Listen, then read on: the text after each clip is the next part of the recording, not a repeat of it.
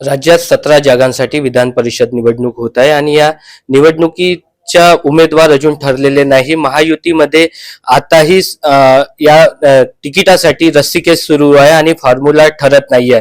मात्र आता अवघे 4 दिवस या नामनिर्देशन पत्र दाखल करण्याकरिता उरलेले आहेत. अशातच भंडारा आणि गोंदिया विधान परिषदेत आता राजकारण तापलेलं आहे. भंडारा गोंदियामध्ये भाजपने या ठिकाणी 2016 मध्ये निवडणूक जिंकलेली होती. आता भाजप हा सर्वात मोठा पक्ष आहे आणि महायुतीच्या घटक पक्ष राष्ट्रवादी आणि शिवसेना त्यांच्या सोबत आहेत. मात्र राष्ट्रवादीनेही या तिकिटावर दावा ठोकलेला असून या निवडणुकीत त्यांना तिकीट मिळावी याकरिता मोर्चेबांधणी सुरू आहे. आपल्यासोबत भंडारा जिल्हा बँकेचे अध्यक्ष सुनीलजी फुंडे आहेत. दादा, काय सांगाल, तुम्ही या निवडणुकीत उभे राहू इच्छिता, मात्र राष्ट्रवादीकडे तिकीट मिळणार नाही असे भाजप नेते परिणय फुके यांनी सांगितले. भाजपाचेच उमेदवार इथं राहील. भंडारा गोंदिया विधान परिषदेमध्ये भारतीय जनता पक्षाकडे मतदार जास्त आहेत, ही गोष्ट मान्य करावी लागेल. तदनंतर राष्ट्रवादी काँग्रेस पक्षाकडे मतदार आहेत, तदनंतर शिवसेना शिंदे गटाकडे मतदार आहेत.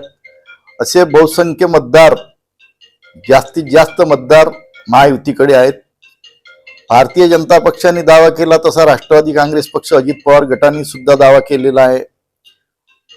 आमची एकच इच्छा आहे की लोकसभेमध्ये भारतीय जनता पक्ष उमेदवारी घेतली तर ही विधान परिषदेमध्ये राष्ट्रवादी काँग्रेस पक्षाच्या माध्यमातून या ठिकाणी उमेदवार दिला गेला पाहिजे. या ठिकाणी सर्वांशी चर्चा केली पाहिजे. स्थानिक उमेदवाराला प्राधान्य दिलं पाहिजे, ओबीसीला प्राधान्य दिलं पाहिजे. ही माझी स्वतःची इच्छा आहे आणि मी ही निवडणूक भारतीय जनता पक्षाकडून असो, शिवसेना शिंदे गटाकडून असो, राष्ट्रवादी काँग्रेस पक्ष अजित पवार गटाकडून असो, त्यासाठी आदरणीय नेते प्रफुल्ल पटेल यांची भेट घेऊन चर्चा करून निर्णय शेवटी त्यांच्या हातात आहे, देवेंद्रजींच्या हातात आहे, परिणयजीच्या हातात आहे. हे ठरवतील आणि माझी सुद्धा मनोमन इच्छा आहे की ही उमेदवारी मला मिळावी.